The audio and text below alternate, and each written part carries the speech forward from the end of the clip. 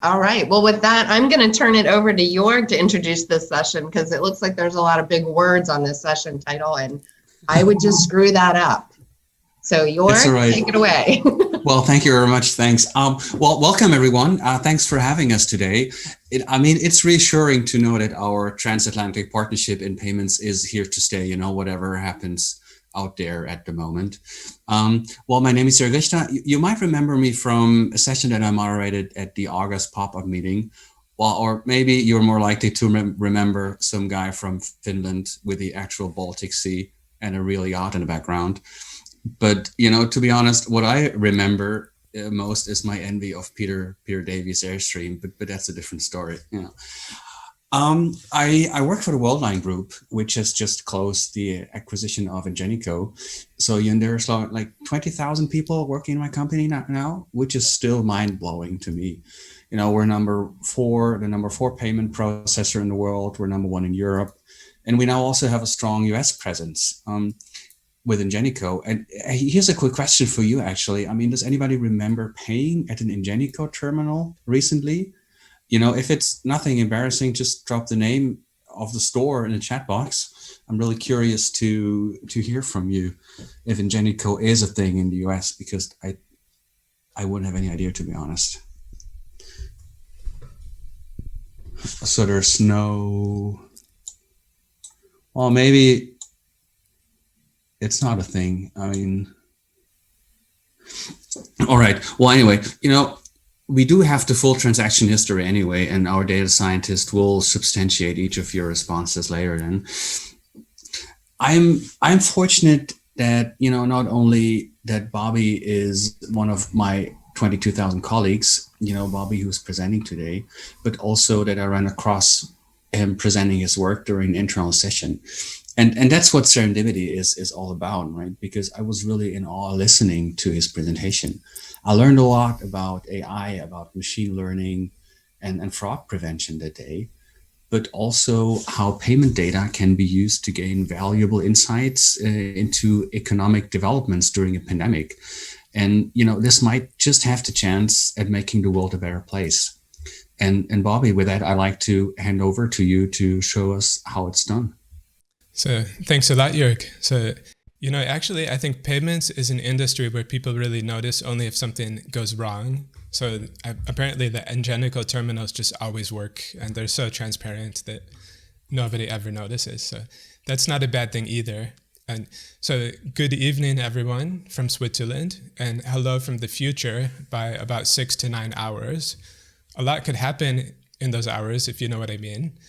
And thanks a lot for the invitation today. I'm originally from Michigan, and it means a lot to me to have this chance to speak to you as the first international audience for our project. Please call me Bobby. As a data scientist, I develop artificial intelligence models for fraud detection and banks and for merchants across Europe. A solid understanding of behavioral patterns is critical for effective fraud detection, because the behavior of a fraudster often deviates only slightly from the actual cardholder. This presentation is also about cardholder behavior, but has no direct connection to criminality. Instead, I'll focus on how consumer spending and payment choice changed due to COVID-19. So now I've alluded to one of the 3 words in the title, namely behavioral patterns. Spatial patterns refers to geographical changes in where payments are made, and changing temporal patterns are when payments are made at different times than they would have been under normal circumstances. As you can see, I love scientific titles. I think someone should write a PhD thesis using this one. A quick Google search actually turned up only one result, namely this NACHA presentation. So it's all yours. So let's start with the familiar. Switzerland is known for its breathtaking natural beauty, being ranked as the most innovative country in the world, having a traditional culture, and especially for banking. The economy of Switzerland is extremely stable. It has 8.5 million people, just like Virginia, but it has a GDP of 700 billion US dollars, which puts it at second in the world per capita. But Switzerland is not a homogeneous place. There are 26 cantons, each with a high level of independence. Instead of one leader of the free world who might decide on a whim, we have 7 who duke it out with each other first. During the pandemic, the Federal Council intervened several times, but many decisions were left up to the cantons. Though the name is often confused with Sweden, Switzerland implemented an aggressive lockdown policy from the middle of March until the end of April. Sweden, on the other hand, attempted to reach herd immunity. Cultural and linguistic regions are defined mostly by their proximity to the German, French, and Italian borders. In case you didn't recognize it, this here is the bulletproof Pope-mobile. My accent has changed over the past 14 years, but I am from Michigan originally. I like to tell my friends that the land area of Switzerland is half the surface area of the Great Lakes. While working towards Swiss citizenship, I learned to be completely neutral. I fully appreciate the stress that you must be feeling now after the election, and will try to keep my jokes nonpartisan. I hereby declare you as experts of Switzerland and honorary citizens. You're fully prepared to understand the context for the rest of the presentation. Feel free to visit anytime, just as soon as we have this pesky pandemic resolved.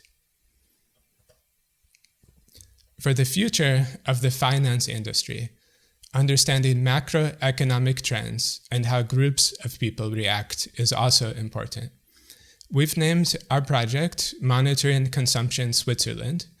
We use payment data to gain insight into consumer behavior and payment choices.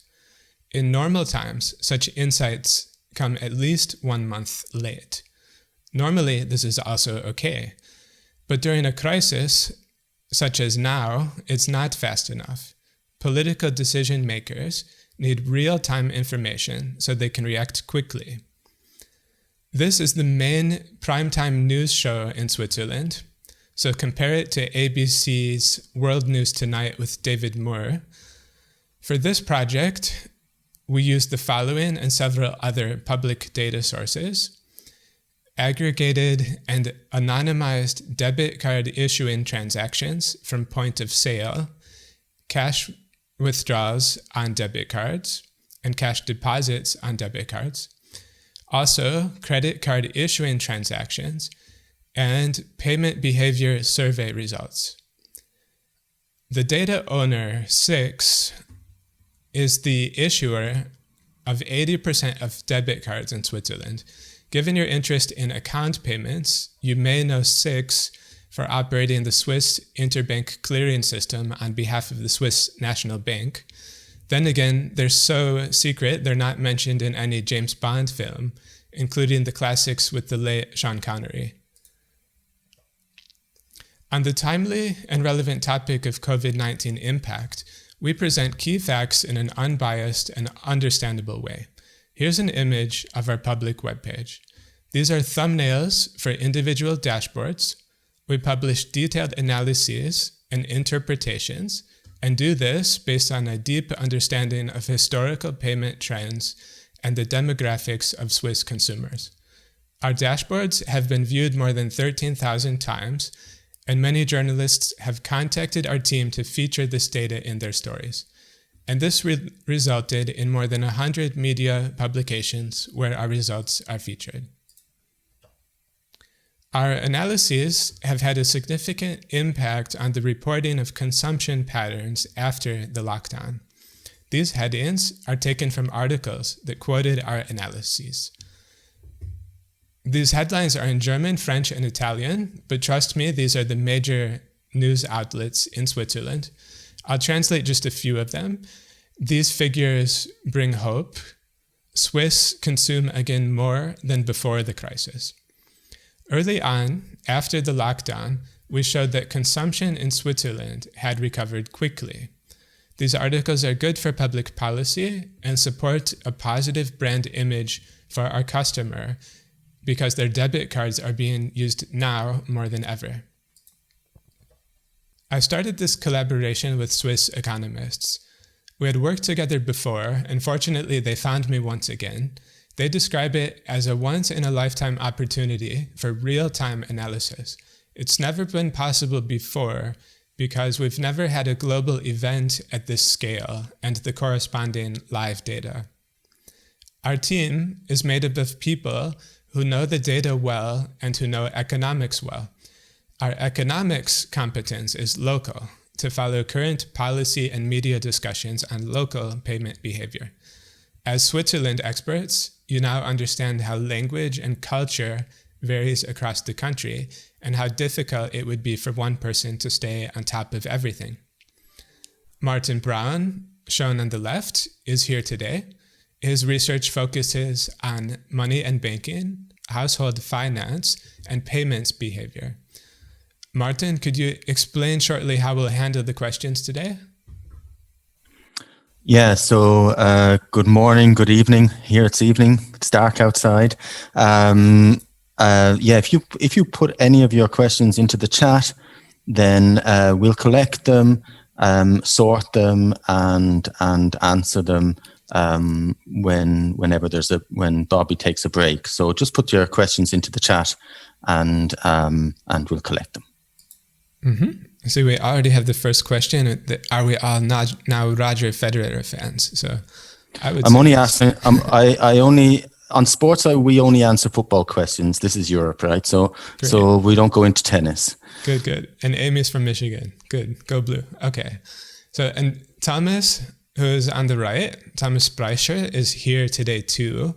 He works on the analysis and modeling of data at a local level for customers in the retail, estate, and marketing industries. Thomas, go ahead and say hi too. Hi, everyone. We're very happy to answer your questions. So if you have further questions then related to Roger Federer, we are very happy to take them. Awesome. So, and Thomas is dialing in from Bern today as the capital of Switzerland, and I believe that's the case where he usually is. And Martin is on the eastern side of Switzerland. So, well, let's go ahead. One of the biggest discussions in the media is on cash becoming obsolete. Here you can see the number of cash withdrawals per day. They decreased dramatically during the lockdown and have partially recovered after the lockdown. Comparing the first 8 weeks of the year to 8 weeks during August and September, there's a 15% decrease in the number of withdrawals and an 11% decrease in the volume. The average transaction value is up by 6%, indicating that people withdraw cash less often, but tend to withdraw more each time.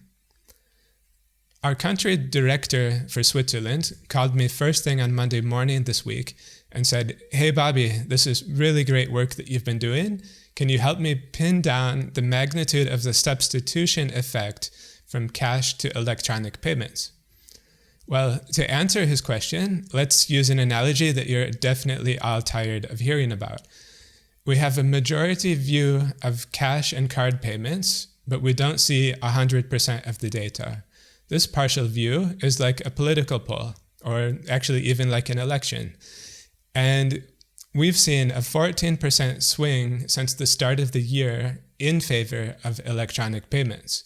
It was flipped in the other direction at the start of the year in favor of cash.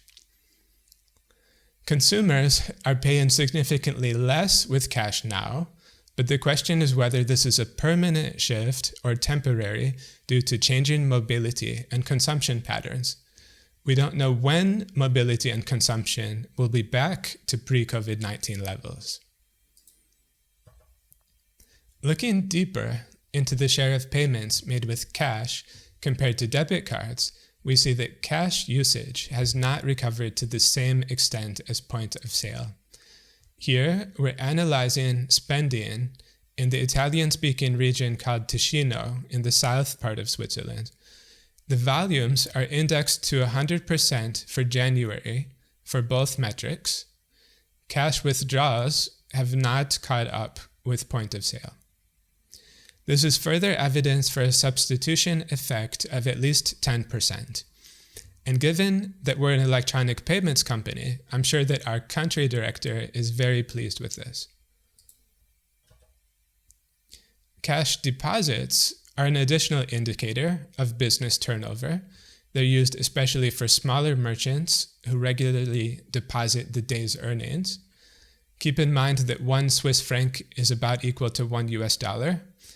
Cash withdrawals are shown in red and cash deposits in blue.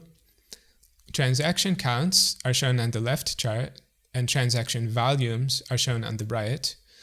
The number and volume of cash deposits decreased in proportion to cash withdrawals during the lockdown, according to both measures.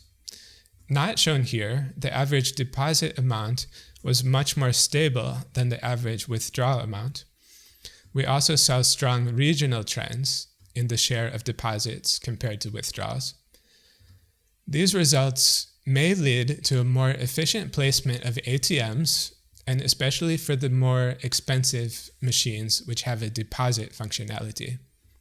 I still remember when I first arrived in Switzerland and I didn't have a bank account yet. My first 2 months' salary were paid directly in cash and mostly in denominations of 1,000 francs. I went directly to the nearest ATM and avoided all personal contact along the way. Well, now that I think about it, it does sound a lot like living through a pandemic.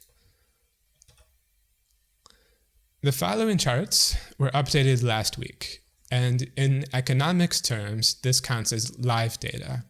Here, we're looking at the year-on-year change for debit card volumes at point of sale terminals over the period from the start of the lockdown on March 16th until last week. One advantage of payment data compared to traditional indicators is that we can deconstruct sales by category and also by location. Here, we compare the sales on a weekly basis since the start of the lockdown with the previous year. During the lockdown, retail sales in supermarkets were significantly higher than in the previous year and have continued to grow strongly since then. The total volumes in supermarkets were up by 32%. The accommodation and restaurant sector practically came to a standstill during the lockdown and has now reached a net growth of 3%. Cumulated over the year, however, it's not as dramatic as some people think. Note that part of the increase compared to 2019 is due to a shift from cash payments to card payments. The average rise in debit card POS payments is largely driven by a shift in behavior from cash to debit. It may also be the case that this shift is stronger in some categories than in others. For example, the shift may be stronger in restaurants compared to clothing, depending on the share of cash payments before the pandemic. Are there any questions at the moment? Yeah, so there were 2 questions, Bobby, so far. The first question is, do we have any insights on where that drop in cash went to that you showed on one of those first slides? And the answer to that is, this may sound weird to an American audience, but in Switzerland, we very rarely use credit cards, and mostly when we're making purchases online. So over 90% of all transactions are done either with debit cards at POS or after taking out cash with your debit card at the machine and then going paying by cash. And so the major shift has actually been, as Bobby showed on the later slide, the major shift has been cash going down, and there's been a surge in debit POS payments. That's the major change that we've seen. There was a second question by Rob on can we in any way adjust for the physical locations of shops closed down or venues closed down, and think about how that is impacted on cash. Now, as Bobby just showed you before, we do have data by merchant category. So we can distinguish those merchant categories which were shut down during the lockdown and are now actually at this minute being shut down again, at least partially, when we think about entertainment venues and restaurants going down. And what we also have information on, which I think is similar to the payment service that you have in the US. We have a payment survey in Switzerland, which allows us to say something about how much cash and how much debit POS is used in each merchant category. So from those two pieces of information, we can gauge how the closing down of some merchants is affecting the use of cash. Great, thanks. So as I was saying, we've seen a 3% growth in accommodations and restaurants in this category. And of course, some people are satisfied with that. Some people would rather have the 32% that you see in food and supermarkets. But let's take a closer look just at that particular category. So here we see the weekly sales for supermarkets for 2020 in blue compared to 2019 in gray.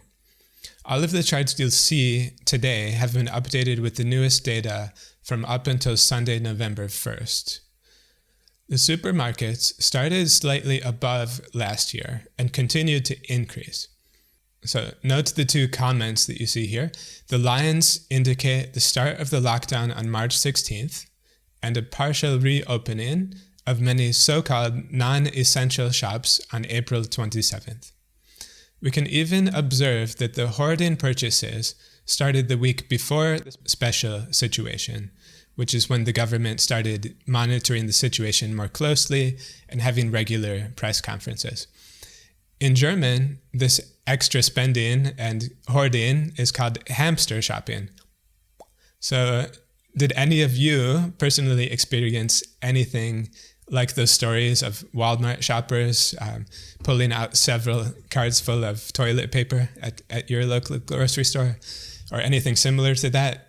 Go ahead and drop that in the chat too, if you'd like to share. So remember, there was a 3% year-on-year increase for the hotel and restaurant category. Let's take a look at this category and how it behaved in a bit more detail. Hotels and restaurants came nearly to a standstill during the lockdown. Then they recovered very quickly and surpassed the pre-lockdown period. This year, we've reached a break-even point compared to last year.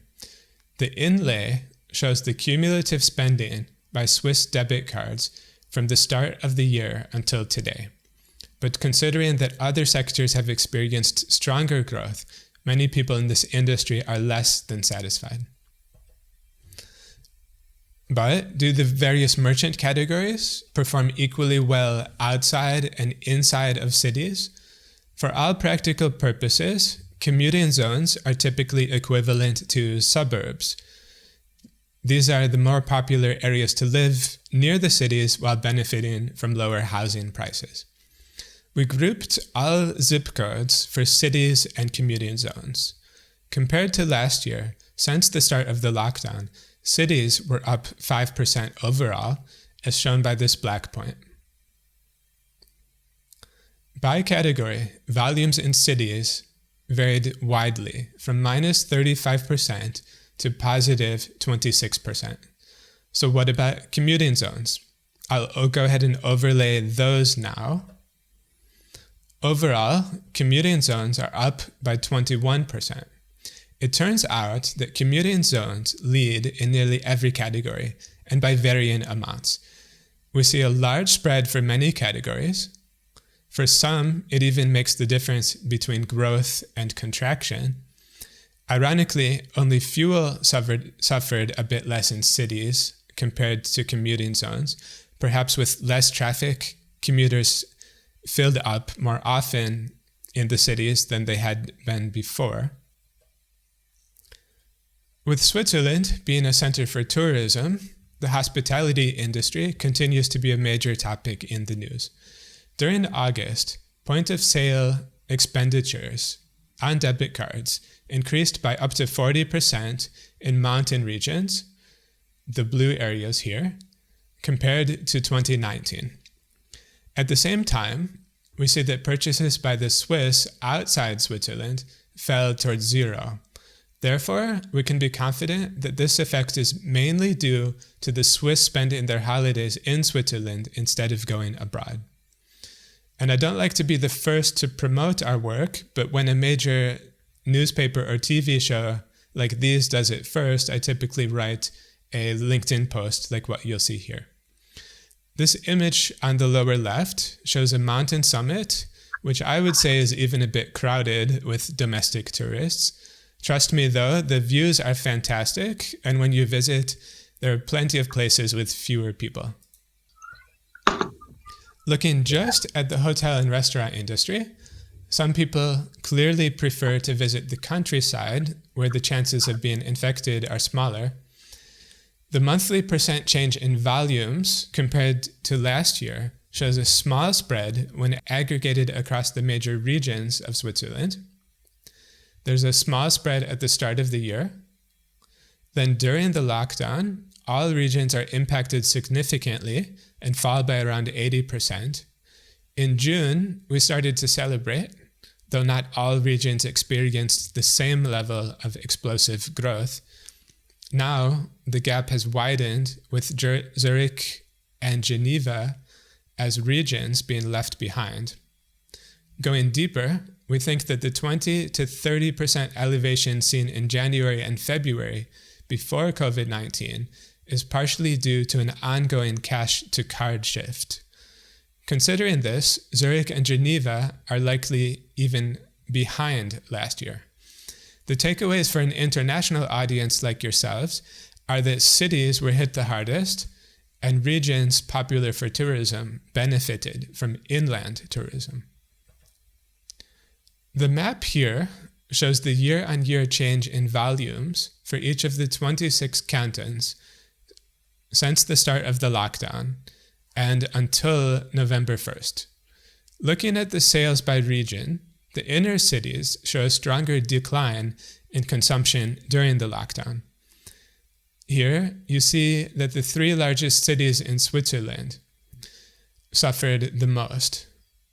Zurich, right there, Basel, top left, and Geneva on the west. They're shown in dark red and have experienced a small or even negative growth. Even after the lockdown, consumption in cities recovered more slowly than in mixed and rural cantons.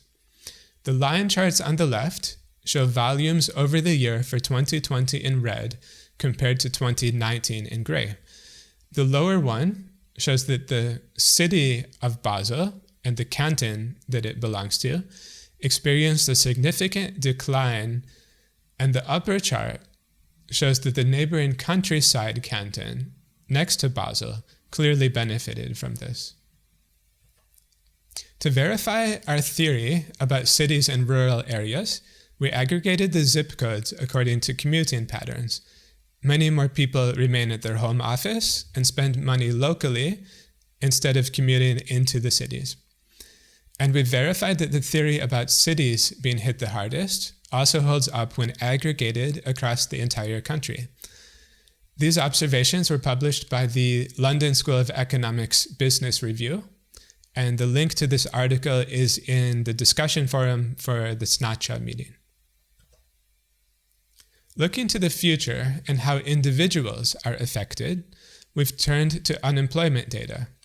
You may be surprised to hear that Swiss residents can receive 80% of their previous salary of up to $160,000 per year for a year and a half after they're laid off. The numbers you'll see are the total number of job candidates registered on a website with the majority of all job seekers as mandated by the National Unemployment Agency. Here, we see transactions from debit issuing in blue because more is better, and job seekers in red because higher values indicate higher unemployment.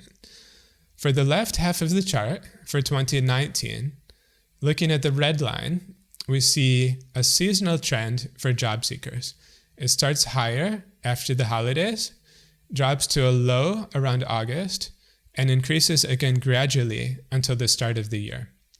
The transactions increase gradually over the year with a few waves until really the day of Christmas, and the day after, it starts going down already.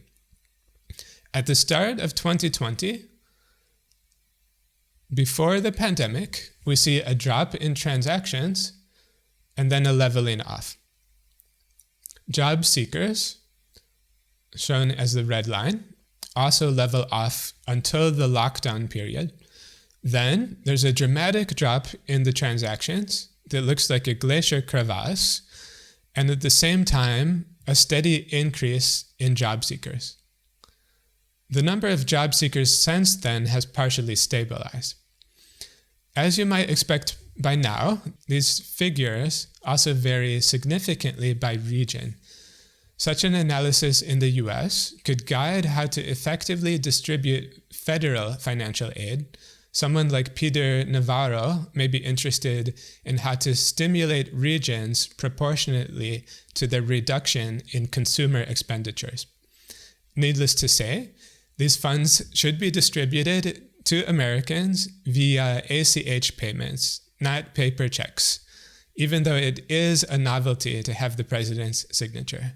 Bobby, there was one question on the big numbers that you showed for supermarkets going up by like 30%. There was a question on, is this real, or is this mainly due to the fact that we're seeing a shift from cash to POS? And our estimates, based on the substitution effect that we're seeing from cash to debit, is that of that 30% increase, I would guess 20 percentage points can be accounted for by the cash to card shift, while about 10 percentage points can be accounted for by an actual increase in shopping in supermarkets. And that is due to the fact that instead of going out to work and going out to having your lunch at a restaurant, people are staying at home and shopping much more. And that goes hand in, that's sort of what the figures the turnover figures coming out of the large supermarket chains suggest as well, that they've had dramatic increases in their turnover.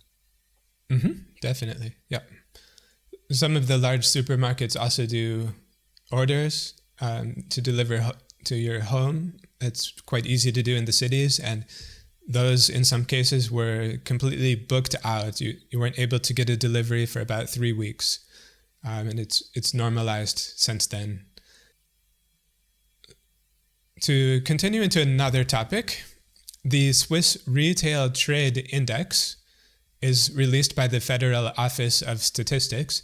It's a monthly indicator for the total volume of retail trade in Switzerland. On the chart on the left, you can see the transaction volumes in red and the retail trade index in blue. Note how well the debit card volumes fit for 2019. Those two lines are really very closely overlaid. The volumes on debit cards follow the retail trade index very closely. Based on this observation, we decided to forecast the retail trade index this year. Now on the right, for 2020, this index is shown as dark blue bars, and the retail debit card transaction volumes are shown as red circles. The lighter blue bar on the right shows our prediction for the retail trade index for October. It will be officially released about a month from now. We can do this kind of prediction with good accuracy 1 month before the index is published. For September, our index prediction was off by only 0.1%. And during the month, we provide the debit card volumes and update them weekly. We refer to this real-time reporting as a NOWCAST. On August 27th, the canton of Zurich put a mandatory mask regulation into place for all shopping. People seemed to be mostly carrying about their daily business, but we wanted to quantify the effect of mask regulations more precisely. As you know, masks are a polarizing topic. This might be the understatement of the year. Wearing masks or not wearing them, and especially related regulations, tend to bring a lot of interest and emotion. Some people only feel safe when others are wearing masks. Others say it restricts their personal freedom. Here, you see the worldwide Google searches for masks in blue this year compared to last year as a line that's completely flat, shown in gray. Politics aside, earlier this year, retail associations had been predicting a significant drop in turnover if mask regulations were to be put in place. As you'll see on the next slide, our research helped to measure the actual impact. One of the articles that we published had 70 comments from passionate readers. People still emotionally present both sides of the argument, even though the science about masks slowing virus transmission is clear. But how large was the impact on spending? It turned out to be negligible, and we have evidence for this. Incidentally, the differences in mask regulations across Switzerland permitted an analysis that resembles a carefully controlled scientific experiment.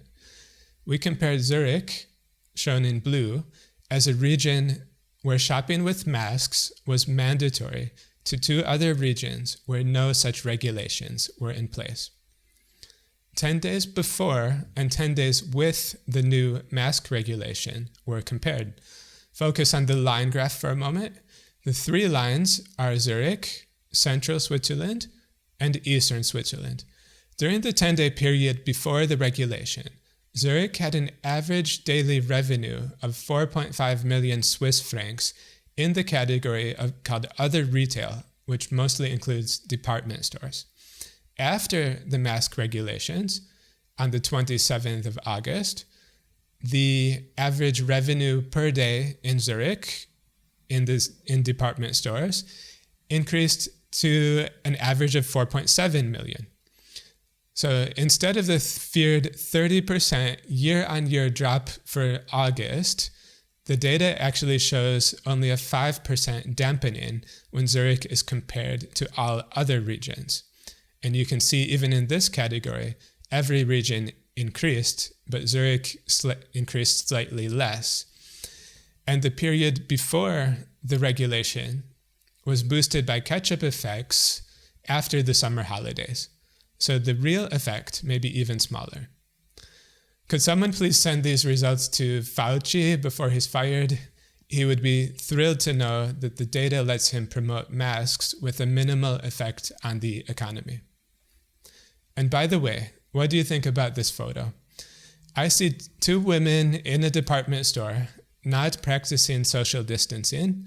One is even lowering her mask while the other places a perfume sample near her nose.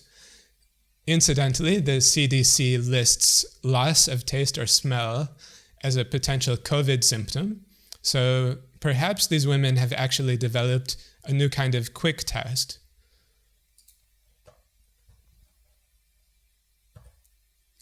Here's a view down Switzerland's 5th Avenue. As the year comes to a close, and especially for the holiday shopping season, we'll be monitoring the economic situation closely.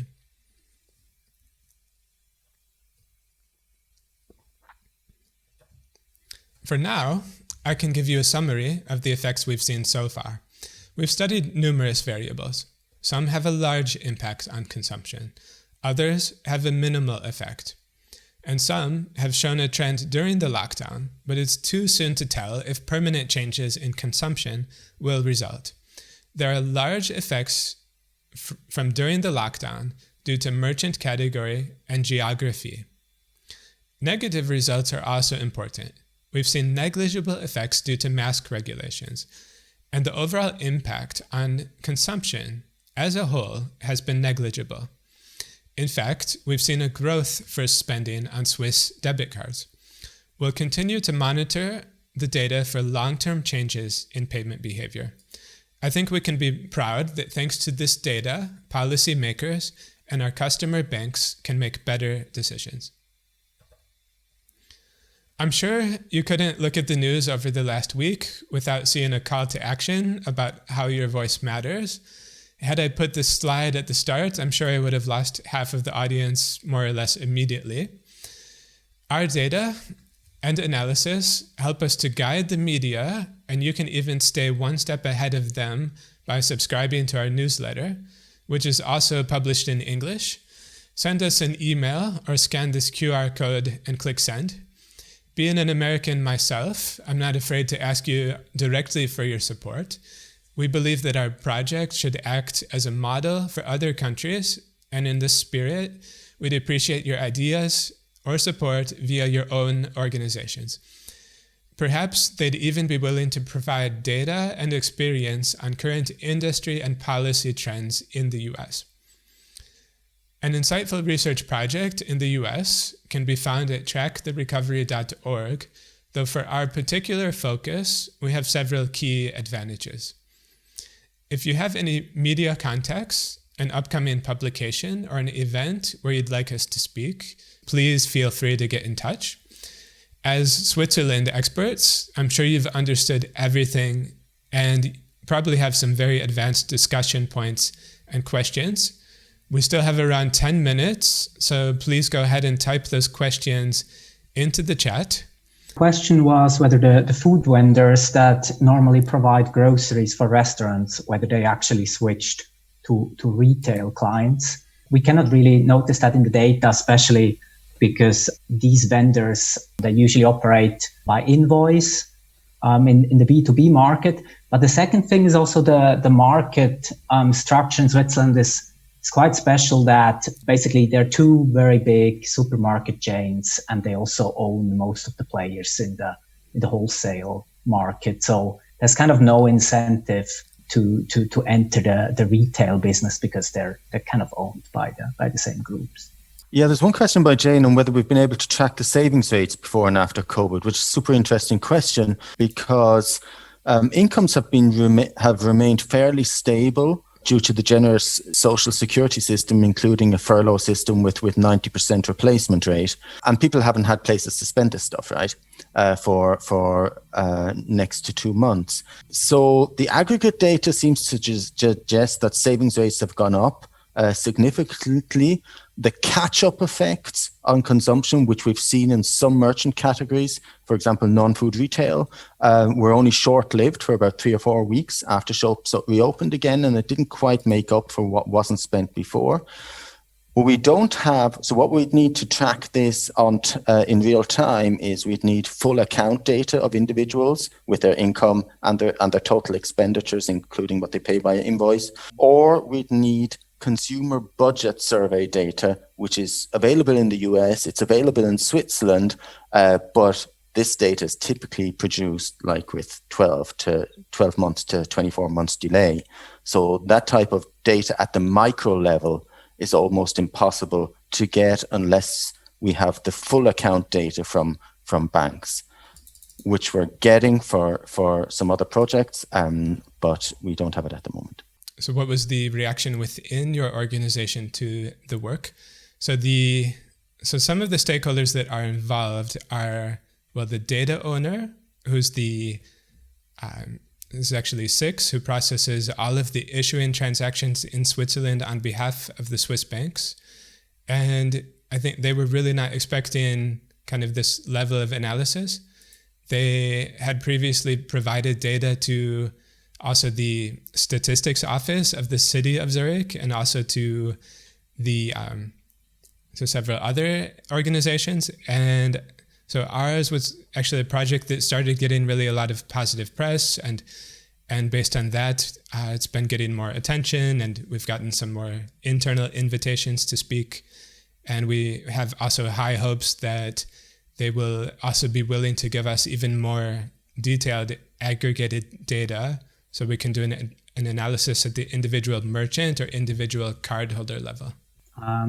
There was a question related to the process. Bobby, maybe you're the maybe you should answer that one by Chris in the chat. Can you read that? Okay, yeah. Do you use a data fabric approach for connectivity to access your data? Data-centric design. So we do have a huge volume of transactions, and we have a data warehouse. What what we did not really do for this project is to set up a very detailed data engineering pipeline. I'm getting a little bit technical, but basically we created an export. We did an aggregation of the data. We made sure that all of the data privacy concerns were taken care of, so that the data was highly aggregated, and only this very highly aggregated data was provided to the public, essentially, but also to the University of St. Gallen and University of Lausanne on the west part of Switzerland, who have been working on this data.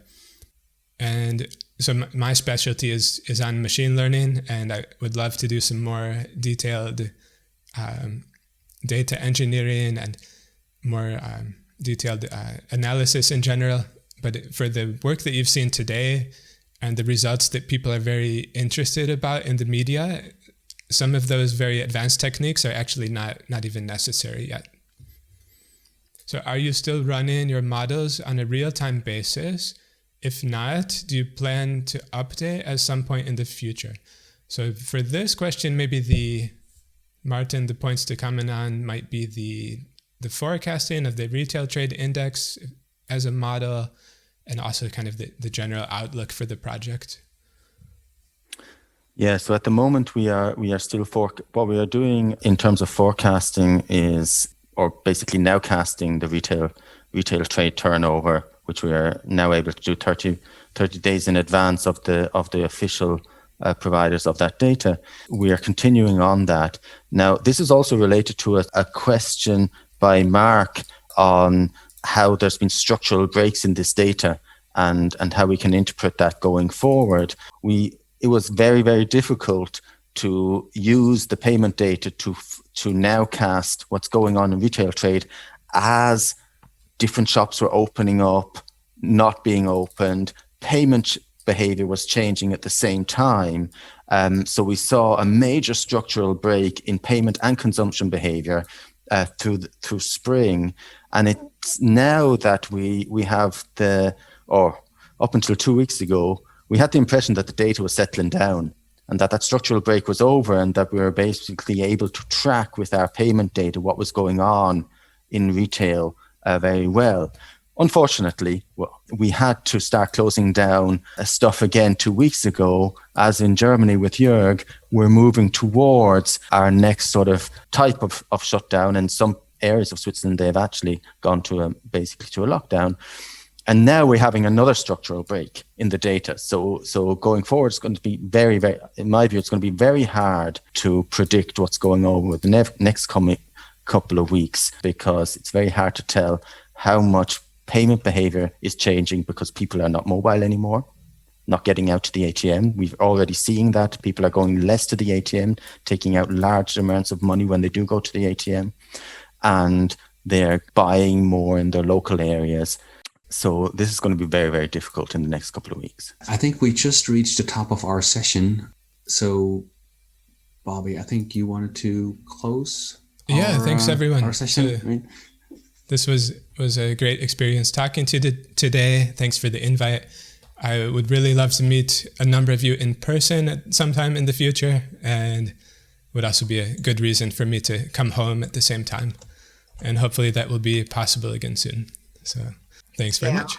Yeah, I just want to thank everyone. And I don't know if everyone's been to the Whova app, but I think Bobby posted some discussions and even shared some articles in there. So any other additional questions that anyone had that we didn't have time to get to, I think you can still keep the conversations going in there.